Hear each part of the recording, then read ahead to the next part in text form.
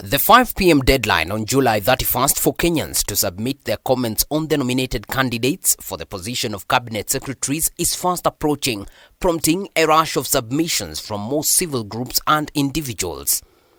The latest to join the list is Saitabao Ole Kanchory, chief agent of former Azimio leader Raila Odinga, who has filed the petition with the Malindi court under a certificate of urgency. Kanchory is seeking conservatory orders to hold the vetting of the nominees, which is set to begin on August 1st.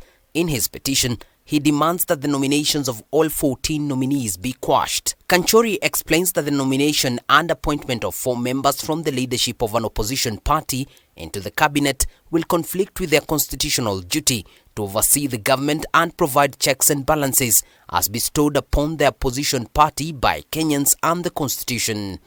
That the nomination of the first to fourth interested parties effectively renders the opposition in Kenya ineffective and useless, and for all intents and purposes makes Kenya a one-party state in violation of Article 4.2 and 10.2 A and C of the Constitution.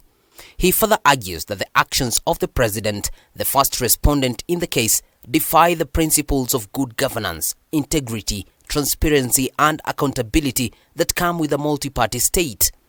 Another reason for Kanchory's petition is the grounds upon which the initial cabinet was dismissed. He argues that the decision was reached following serious public outcry by the Kenyan public, especially Gen Z, over claims of corruption, incompetence and lack of accountability in government. These issues, he says, are still not mitigated, making the nominees unfit for public office as stipulated under Chapter 6 of the Constitution. That the first respondent's action of nominating the 5th to the 14th interested parties for reappointments as cabinet secretaries, notwithstanding the valid and unmitigated reasons for their earlier dismissal, is a gross and flagrant abuse of the public trust vested in him as president. It demonstrates utter contempt and spite for the people of Kenya and has the effect of seriously eroding public confidence in the integrity of both the office of the president and those of cabinet secretaries.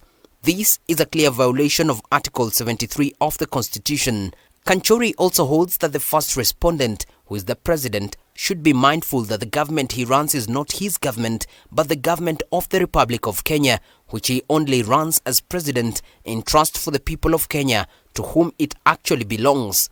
He adds that the people are thus supreme and indeed above the president, and their will must be respected and upheld. David Kagina, K24, Nairobi.